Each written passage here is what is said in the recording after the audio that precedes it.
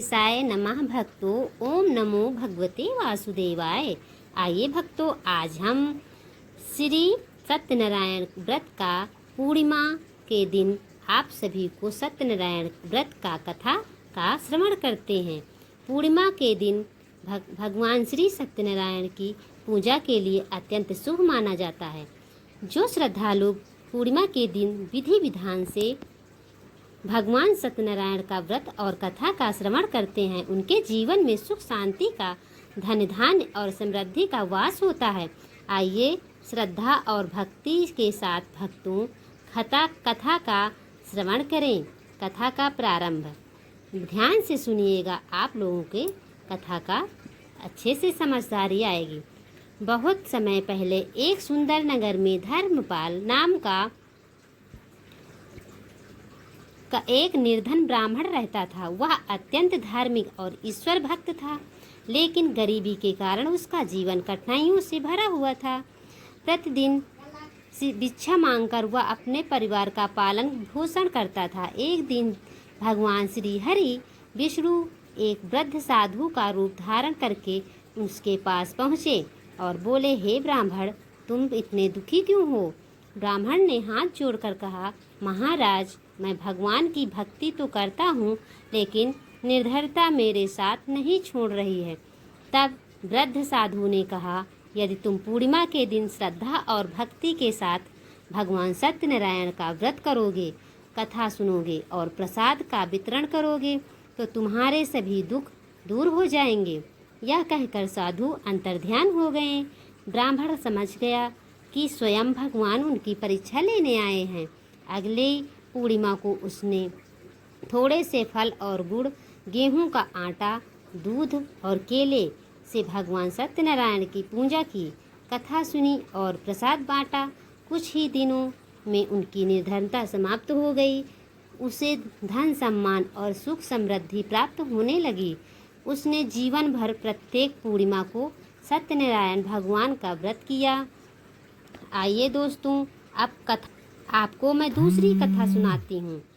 जब व्यापारी अपने नगर पहुँचा तो उसने संदेश भेजा कि परिवार वाले स्वागत के लिए आए हैं।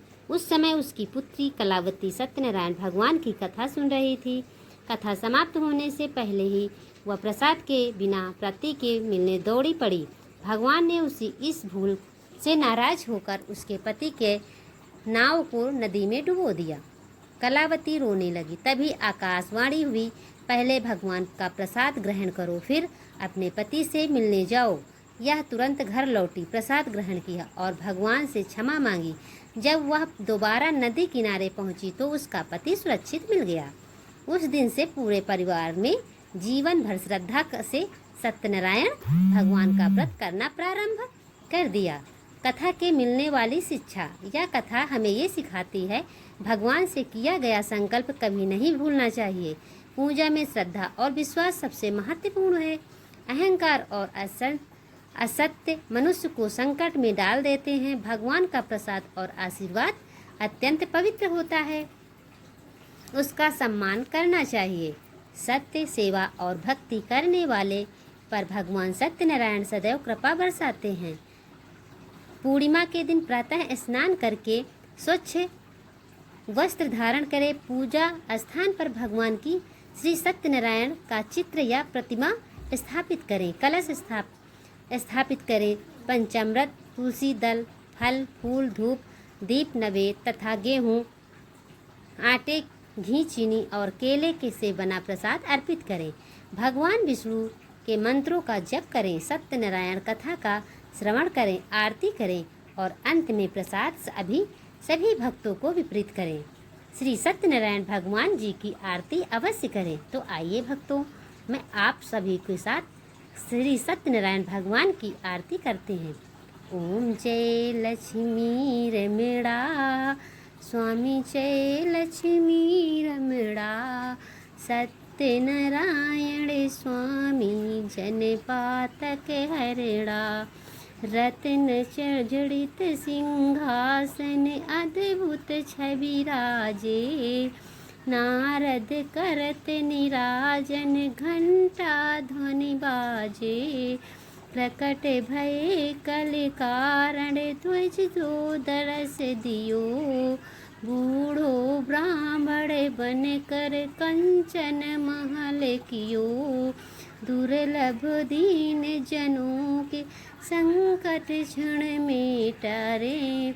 जो कोई धावे प्रभु को उसके काज संवारे। ओम जय लक्ष्मी रमणा, स्वामी जय लक्ष्मी रमणा। कथा का फल।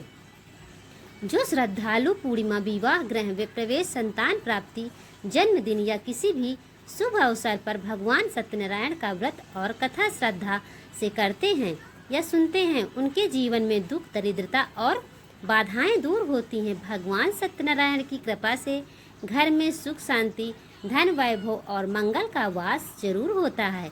श्री सत्यनारायण भगवान की जय। श्री लक्ष्मी नारायण भगवान की जय।